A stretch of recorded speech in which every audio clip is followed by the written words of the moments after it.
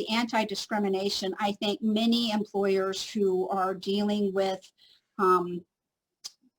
any type of discrimination claims under Title VII, if you have 15 or more employees, now you have different coverages under the completely revised Virginia Human Rights Act. So I would say for most employers in Virginia, you're going to have to worry about the anti-discrimination. And they've built that concept into this emergency temporary standard. So if you have an employee who says, I want to, I don't think it's safe here and I want to bring up this concern about my safety, then you are prohibited from discharging or discriminating against that person because they brought up their rights under the ETS. It also means that you can't discriminate or retaliate or discharge somebody who wants to wear certain protective gear in the workplace. And I'm going to say my experience has been in Northern Virginia that there is a lot more people who are wearing masks based on my discussions with the employers, our clients, and that in some other parts of the state there may not be as much feeling of a need to wear the mask. The law is, and what the governor has asked people to do is there.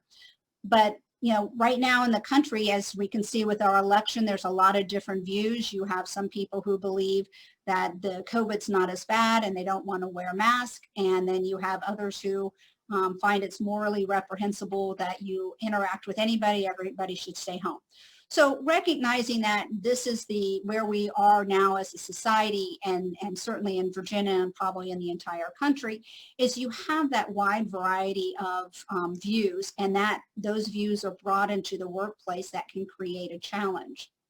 So let's suppose there's, and I think this is sort of what we found over time, is that there's a group think that kind of happens at a workplace oftentimes, particularly if they're smaller.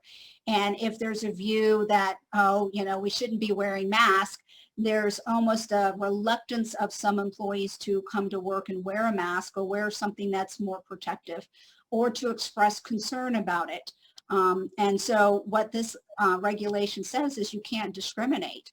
So you've got to be careful that you as an employer, not just you as management, but that you're creating a situation where your employees are not making it discriminatory or difficult for somebody to wear that mask in the workplace.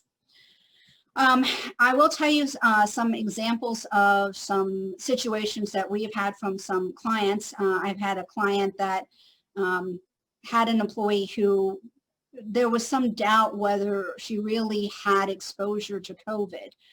She had gone to the doctor, had a negative COVID test, and then still felt like she should be staying home.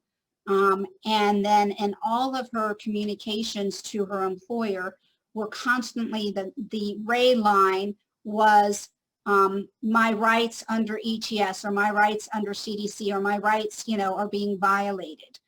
So certainly, you have employees out there that are very much aware of these concerns and wanting to make sure that, their rights, they have a right to take FICRA leave, they have a right to be protected and not have to work if they think it's a unsafe work environment. So again, I'll point you to sort of that last bullet there, is it specifically says in the emergency temporary standard that nothing shall limit an employee from refusing to do work or enter a location they feel is unsafe.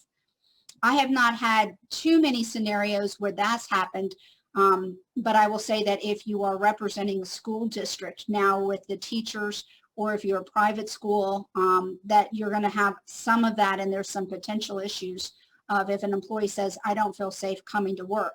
How do you make the employee feel safe? Some of these things you could potentially remedy. It's not an all or nothing. You may have a particularly challenging employee that no matter what you say won't make them satisfied. But I found as a practical experience that the more you talk to the employee and you say, hey, here's the CDC guidance, here's all the things that we're doing to try and make it safe. We really value our employees and their safety. And obviously we want to protect you and everyone else. Here are all the things we're doing, that a lot of these things have been able to be resolved in a mutually satisfactory way. It's not to say that every situation will be like that. Some, as I said, if you're somebody who says, you know, it's morally reprehensible, or you have an employee who feels it's morally reprehensible to come to work because, this is a pandemic and no one should be having any exposure, you're going to have a harder time with that employee than if you have someone who just says, hey, I don't feel safe, but tell me all that you're doing. That will help me feel better.